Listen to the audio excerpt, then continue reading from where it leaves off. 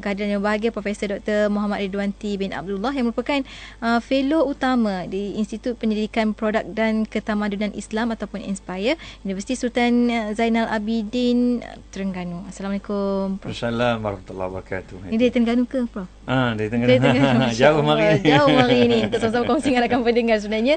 Dan sebenarnya lama juga dah Prof tak bersama dengan kita di Konti Kim FM. Lama dah. Selamat datang sekali lagi. Hilang rindu saya hari ini. Masya Allah. Alhamdulillah. Dengan gelak tu pun orang dah tahu dah, Prof. Masya Allah.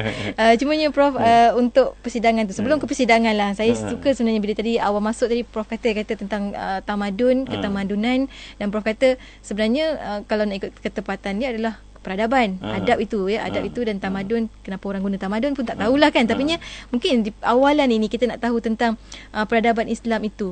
Kenapa nak kena perkasakan tu? Ayati ya. Assalamualaikum warahmatullahi wabarakatuh. Saudara penonton sekalian, cuma saya nak jelaskan di sini dalam bahasa Inggeris ni kita sebut sebagai civilization, ya.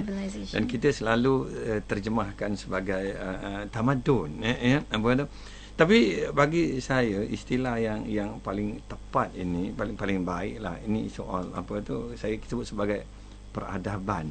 Sebab tamadun ini dibangunkan oleh manusia yang beradab, sopan dan sebagainya. Sebab itu kita tak jumpa tamadun binatang, tak ada. Tak ada tamadun ayam, tamadun kucing, tamadun kita tidak, orang apa tak memperkatakan itu. Kalau dia bercakap soal tamadun ni, peliklah orang macam tu kan. sebab tamadun ini dibangunkan oleh orang, oleh manusia. Ini yang perlu apa tu kita faham. Dengan sebab itu bila kita sebut tamadun ini, dia mempunyai kaitan yang rapat ataupun persamaan. Dan pada saya istilah yang paling tepat untuk apa tu orang kata disamakan dengan civilization ini adalah peradaban, ya.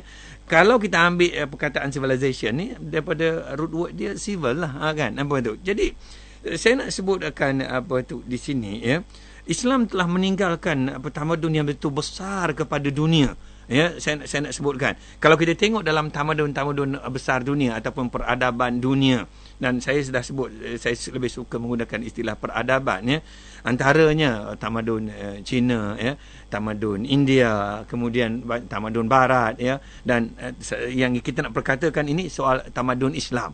Bila kita sebut tamadun Melayu pun, tamadun Islam tu yang lebih tertonjol. Sebab tamadun Melayu itu termasuk dalam tamadun Islam. Sebab itu kalau kita tengok the great civilization in the world, tamadun besar dunia ni, saya guna tamadun juga ni, apa tu, sebenarnya tamadun besar ini adalah salah satu tamadun besar dunia, dan tamadun Melayu itu sudah masuk dalam tamadun Islam. Sebab itu orang Melayu ni apa tu, Yati, ya, ditakdirkan dia tak masuk Islam lah, contohnya lah, bukan apa. Saya tidak nampak tamadunnya akan menonjol begitu hebat seperti adanya hari ini, ya. Kehebatan kita pada hari ini, suara saya kuat sangat ke Yati ni? Tak, okay. Sebab dia biasa cakap kat TV. Kadang-kadang dia terbawa-bawa discussion itu masuk studio pun, ya. Kalau kita tengok apa tu peradaban Islam ini, apa itu tamadun Islam ini, ya, dengan Islamnya masyarakat Melayu ini, dia hari ini orang Melayu menjadi hebat sebab tamadun ataupun peradaban Islam itu yang mengangkat, ya, orang Melayu itu menjadi hebat. Ya, sebab itu, ya, bila kita ambil perkataan adab ini, ya, ini pun dibahaskan oleh para sarjana kita, ya. Apa tu, kalau di negara kita ni antara yang masyhurnya Profesor Said Najib Atas lah, dibincangkan dengan begitu mendalam tentang asal daripada perkataan adab itu. Adab ini pun dalam, kalau kita tengok bahasa Arab, kemudian bahasa apa Hindi pun adab juga, kan, apa tu. Saya nak sebutkan adab ini, tamadun ini dibangunkan oleh manusia yang mempunyai adab, ya. Saya nak sebutkan ini yang menjadi tunggak kepada kejayaan, kehebatan tamadun Islam ini. Dan kalau kita tengoklah apa tu sepanjang apa tu, kalau kita buat perbandingan tamadun, ya, antara yang besar di dunia ini, memang kita tengok, sebab saya mengajar subjek ini pada masa sama, ya, saya mengajar tamadun India, saya mengandung tamadun Cina, ya, tamadun Barat dan juga apa itu tamadun Islam ini. Kita tengok tamadun Islam ini dibangunkan dengan cara yang agak berbeza dengan tamadun lain. Ya, masyarakat lain bertamadun juga, tetapi tamadun Islam ini, peradaban Islam ini dibangunkan dengan asas yang begitu kokoh. Saya nak sebutkan, ya, kekokohan dia berasaskan kepada tauhid dan akidah. Ini perkara besar apa itu yang ingin kita perkatakan. Dan kalau nak dikaitkan oleh seorang manusia yang telah membangunkan tamadun ini, yang nama asalnya disebutkan tadi apa tu, saya cakap ni panjang apa tu Yati, bagi soalan pendek itu. Ya, Badiuz Zaman Said Nursi ini, ataupun nama sebenarnya Said Mirza sebenarnya diberi nama Badiuz Zaman ini bermaknanya kegemilangan zaman. Ini lebih kurang maksudnya begitulah. Makna manusia ini telah berjaya mencipta satu kegemilang, zaman gemilang, dan sumbangannya kepada peradaban Islam ini begitu besar. Ya, orang jarang perkatakan dia ini apa tu Yati. Jarang orang sebut nama pun. Dan kita pun kalau tak ditonjolkan, orang pun jarang dengar. Hari ini kita nak ketengahkan, ya. Kita sekarang ni pun berada di bulan kemerdekaan. Dia antara tokoh ni, kalau kita nak tengok pejuang kemerdekaan pun boleh sebab dia menentang British gerun dengan orang-orang sebegini. Sebab itu saya selalu mencadangkan, ya, bila ada forum kemerdekaan sekarang ni Yati, ya, bukan ke di corong radio, TV, mana-mana pun. Saya pun malam tadi apa tu di Terengganu berforum juga tentang tajuk merdekahkah kita dan sebagainya kan. Jadi di belakang poster kita tu terpampanglah gambar-gambar kita nak berforum ni. Saya bagi tahu pada pihak penganjur, ya, kalau boleh buat forum merdeka ini jangan paparkan gambar saya ataupun gambar panel lain. Yang kita nak paparkan adalah tokoh yang begitu besar berjasa yang kita nak perkatakan ini. Ya, tokoh-tokoh seperti tokoh-tokoh kemerdekaan. Saya nak kaitkan dengan apa tu Badiuz Zaman ini, ya. Contohnya kalau dalam konteks negara kita ini, tokoh seperti kalau di dalam konteks Terengganu, Tok Kupaloh contohlah. Ya, orang yang begitu besar jasanya. Kedua di Kelantan, Tok Janggut. Ya, kalau di Terengganu lagi Abdul Rahman Limbung. Di Perak banyak. Maknanya letakkan di backdrop itu ataupun banner itu gambar-gambar mereka. Tak payah letak gambar saya dah memang ke depan pun, ya. Orang dah cemoh tengok dah. Yang perlu kita paparkan adalah tokoh-tokoh yang telah memberikan sumbangan yang begitu besar kepada peradaban dunia ini. Dan ini yang kita nak memperkatakan, Yati, ya, supaya masyarakat kita kenal dia. Kita tak boleh sekadar kenal zaman sekarang ni, generasi Y ni, Yati, ya. Dia lebih kenal pada artis-artis. Bukan tak boleh kenal, Yati, boleh, tak masalah. Tapi pada saya lah, biarlah seimbang sedikit, bukan?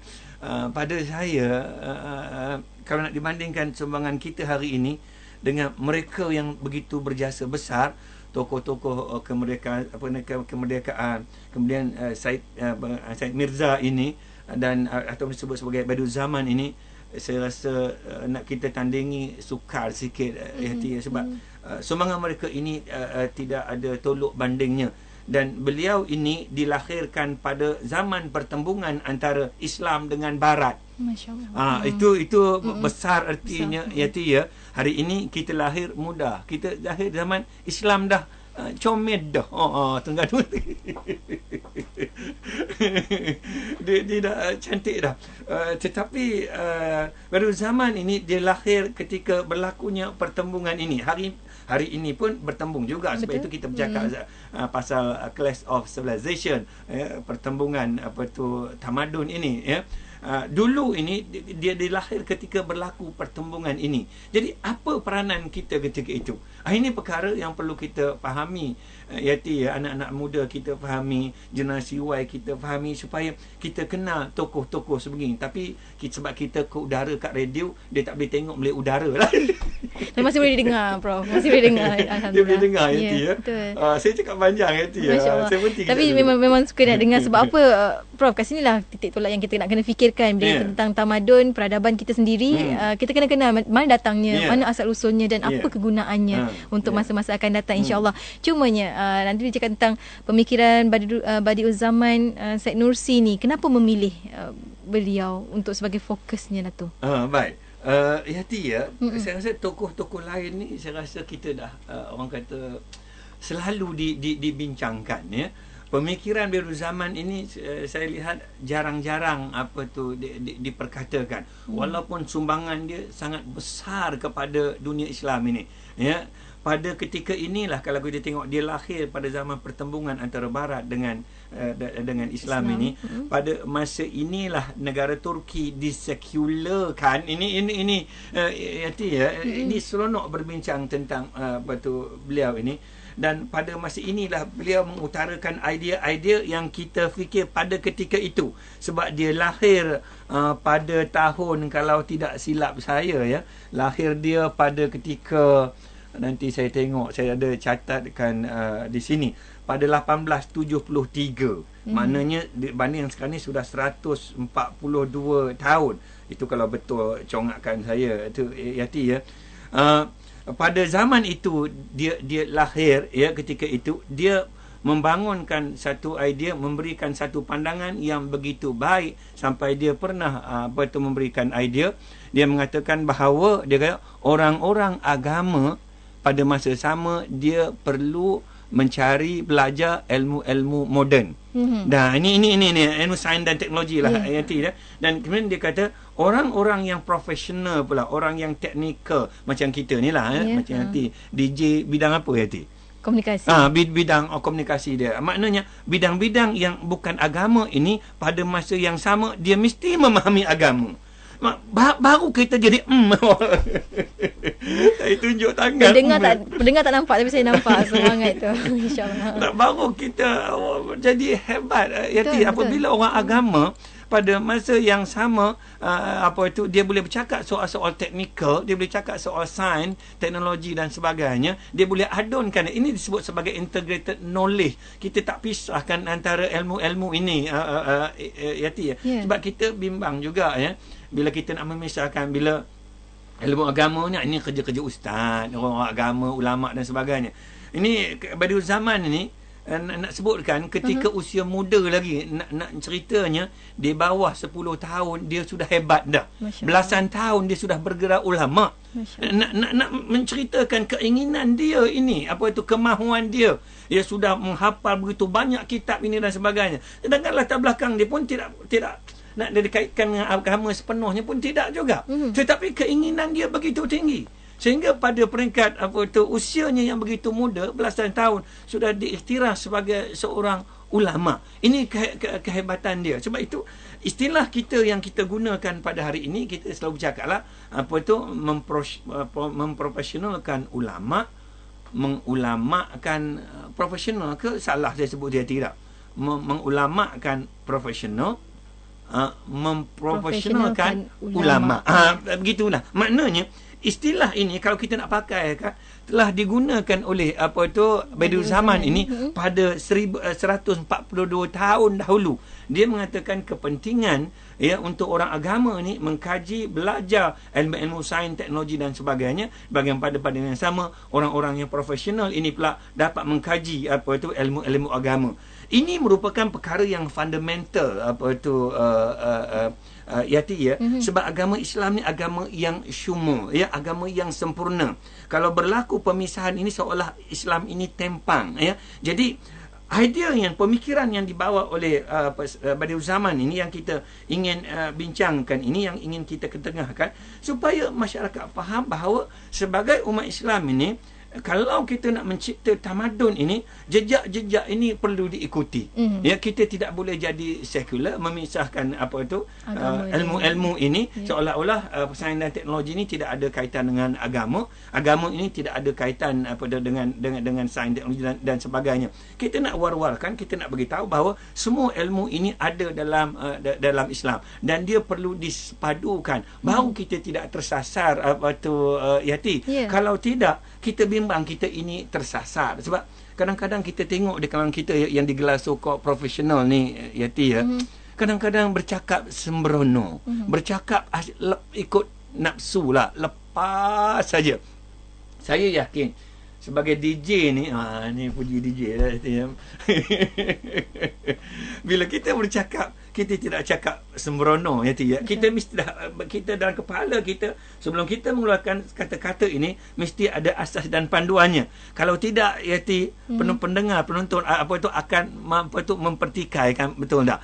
Tetapi hari ini ada orang-orang sebegini, ya. Dia tak ada latar belakang agama, tetapi dia nak bercakap juga soal agama. Bukan tak boleh, tapi kena belajar. Ini saya kena ingatkan, Yati. Dan perkara ini serius. Ya, orang agama ini pula ialah dia pun tak boleh bercakap juga lebih-lebih pasal sains dan teknologi, kecuali dia mengkaji. Baru-baru ni lah, Yati, bukanlah saya nak hebohkan sangat. Tetapi apabila kita mengeluarkan statement yang begitu umum, dia bahaya kalau kita tidak mengkaji, membuat penyelidikan sepenuhnya. Contoh, ya, kalau kita minum susu lembu, ni contoh je lah, Yati, tapi saya rasa tak selesa apabila perkara ini jadi viral. Ini ada kaitan dengan pemikiran Badiu Zaman, ya. Yati, ya, contohnya Yati orang perempuan, kan? Ada kalanya orang kata kita ini tak berkesempatan untuk menyusukan anak. Ada sebab-sebab yang tertentu, mungkin susu tak keluar ke, itu kita ada sebab-sebab alasannya yang tersendiri. Maka alternatifnya bagi susu lembu. Tetapi saya rasa tidak wajar kita mengatakan yang minum susu lembu ni bila anak membesar dia jadi pemarah, antibodinya tak cukup dan sebagainya. Bukan tak boleh cakap, ya, tapi kena disertai dengan fakta-fakta yang kokoh. Sebab itu saya selalu mengingatkan orang agama ni, kalau nak bercakap tentang sains dan sebagainya, ini yang disarankan oleh Badiu Zaman ini. Dia perlu belajar, dia perlu mengkaji, dan ilmu itu perlu kepada pembuktian, ya. Supaya kita dapat convincekan masyarakat, ya, pendengar dan sebagainya. Tapi memang niat kita baik, bila saya dengar itu, saya melihat bahawa orang yang bercakap tu niatnya baik. Dia mengatakan betapa pentingnya susu ibu. Kita cakap ni panjang melalunya, ya. Tapi saya nak kaitkan dengan pemikiran ini, ya. Memang itu yang terbaik, ya, susu ibu yang terbaik dan sebagainya. Tetapi bila kita memperlekehkan susu lembu, seolah-olah minum susu lembu perangai jadi lembu, dia lembu masuk dalam badan kita, saya rasa ini tidak berapa tepat dan kurang molek untuk diperkatakan di khalayak. Kalau benar-benar ada bukti dan sebagainya, barulah kita boleh berkata. Sebab itu Persatuan Nutrisi pun datang memberikan menjawab perkara-perkara sebegini, supaya perkara ini dapat dijelaskan. Baik, balik kepada Yati, ya, cakap tengok dah masa dah nak habis. Balik kepada Badiu Zaman ini, inilah pemikiran yang dibawa. Sebab itu pada zaman dia juga berlakunya sekularisasi, ya. Kalau ditengok di era 1920 lebih kurang ke atas, ya, itu era di mana negara Turki ini mula mengalami zaman orang kata sekularisasi lah, ya, pemikiran sekular yang mula melanda. Dia antaranya berzaman yang antara pelopor yang menentang idea-idea ini, ya, yang menentang, nak memisahkan antara ilmu agama dengan ilmu sains ini, nak jadikan ilmu-ilmu Islam ni terpisah-pisah. Sebab itu kehebatan beliau ini apabila beliau cuba mengintegrasikan, mengintegratekan ilmu-ilmu ini supaya umat Islam ini jadi hebat. Betul. Dan saya fikir, Yati, ya, hari ini umat Islam tidak boleh berbangga dengan tamadun yang telah dicipta pada masa lampau, Yati, sebab sudah lepas. Betul. Sebab itu kalau kita bangga-bangga sangat pun, benda itu sudah berlalu. Hari ini saya sentiasa menekankan, kalau kita nak berjaya, kalau kita nak menjadi bangsa yang mempunyai peradaban yang tinggi, yang hebat, hari ini kita perlu mencipta tamadun. Nak mencipta tamadun, Yati, ya, orang agama tidak boleh isolasi, kan, maknanya mengasingkan diri dia daripada orang sains dan teknologi. Orang sains dan teknologi pun dia tidak boleh mengasingkan diri daripada orang agama dan sebagainya. Maknanya kedua bidang ini, bidang ini, mereka mesti disepadukan supaya Yati, ya, kekuatan ini dapat dijana, Ya, apabila kekuatan ini dapat kita gemblengkan, barulah kita boleh mencipta kegemilangan. Tetapi kalau kita asyik bergaduh aja hati ya, di mana saya nak sebutkan kepakaran itu terbiar begitu saja. Ini yang menjadi kebimbangan pada saya, sebab setiap orang ini Allah jadikan ada kelebihan kekuatan masing-masing. Yati ada kekuatan masing-masing. Dr. Nik Roskiman, pengarah Hadithul Hakim, ada sebut nama dia ada kekuatan masing-masing. Yang lain-lain lah saya tak ingat namanya. Hari ni kita di konti ni mana saya ingat namanya. Maknanya kekuatan ni jangan dipeti aiskan. Maknanya jangan diasingkan, jangan kita pencilkan. Kekuatan ini perlu digemblengkan. Yati bayangkan umat Islam di dunia hari ini. Jangan pergi dunia lah, besar sangatlah dunia ni. Ambil Malaysia sajalah.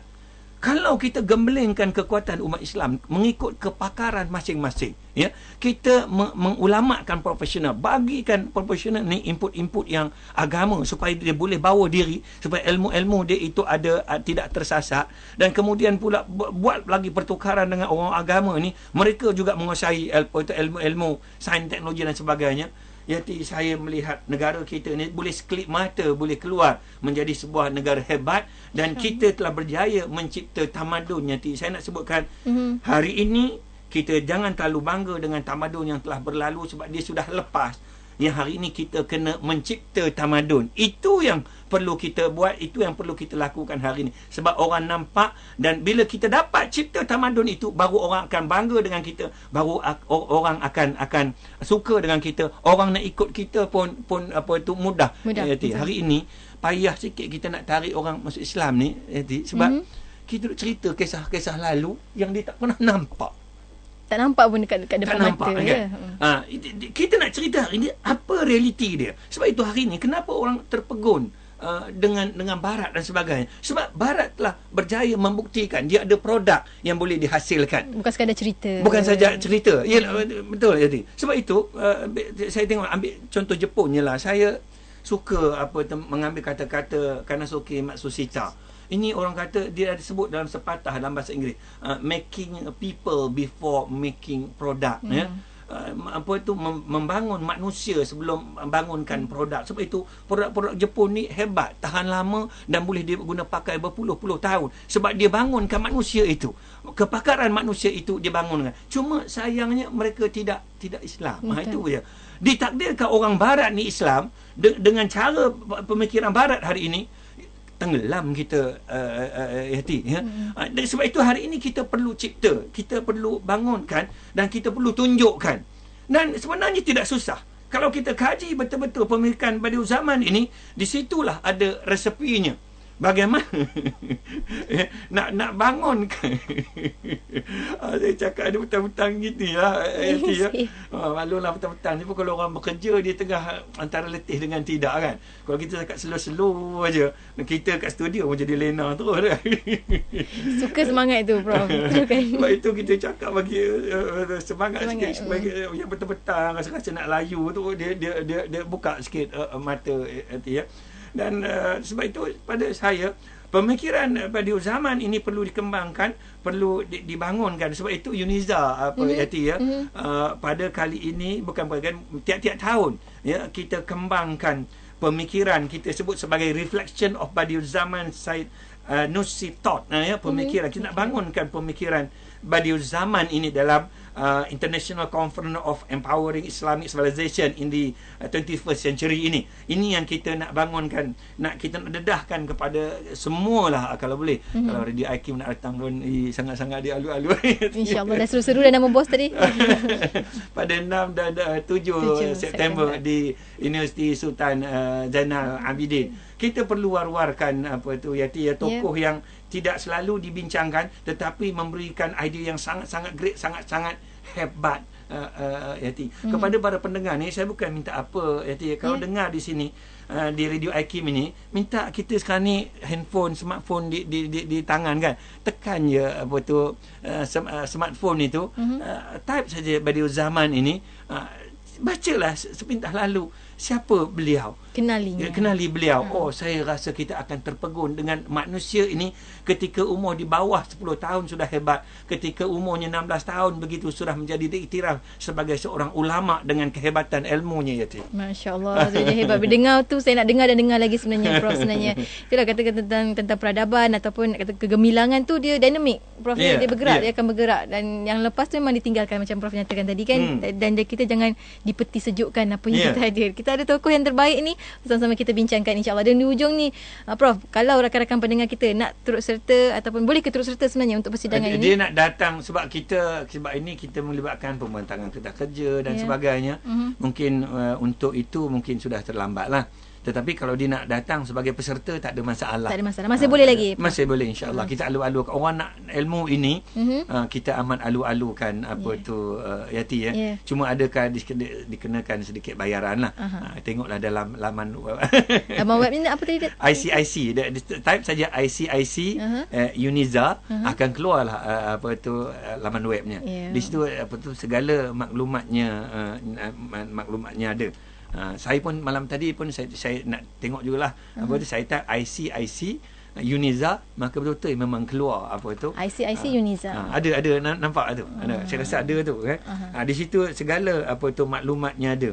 Cuma satu lagi Yati, saya nak memetik kata-kata Badiul Zaman ni. Dia kata sebaik-baik pemuda di kalangan kamu adalah mereka yang menyerupai orang tua. Gini tak? Dan seburuk-buruk orang tua adalah mereka yang menyerupai orang muda. Sinis tu. Saya menong saya bila fikirkan kata-kata ni. Membawa maksud yang begitu dalam, Yati. Untuk saya kupas mungkin kita tak ada masa dah. Tetapi saya nak simpulkan dengan kata-kata dia ini. Saya fikir apa dia sebalik kata-kata sebaik-baik pemuda adalah di kalangan kamu adalah mereka yang menyerupai orang tua, dan seburuk-buruk orang tua adalah kalangan mereka yang menyerupai orang muda. Ini bercakap soal kematangan. Yati, kita muda tapi pemikiran kita macam orang tua, begitu matang. Itu sebab saya sebut peradaban ini Yati membawa maksud yang begitu besar ini. Tetapi alangkah huduhnya orang tua. Apabila dia nak menyerupai orang muda, Yati, dan ini mengingatkan saya kepada kata-kata Pendeta Za'aba, Dr. Zainal Abidin Ahmad. Ini tokoh hebat juga di kalangan orang Melayu. Ini pun perlu ditonjolkan, Yati, satu masa nanti. Dia berkata rupa tidak boleh berubah, tetapi perangai boleh. Kita ambil perangai itu last, Yati. Dah habis, Yati, kan? Kita dalam konteks ini Badiul Zaman mengatakan kalau orang tua ni nak kembali muda ni nak menjadi balik ke budak-budak huduh rupanya, Yati. Jadi saya nak sebutkan Badiul Zaman pemikirannya menjangkaui zaman dan dia bercakap benda yang hebat-hebat, Yati. Dan inilah yang perlu kita ikuti, cuba kita war-war, kita kaji dan kita gali, Yati. Betul. Dan sekarang ni Prof lagi teruk, Prof, sebab dia nampak macam matang tapi sangat tak matang. Itu yang kita bimbang. Bimbangi. Apa pun, terima kasih banyak, Prof. Dan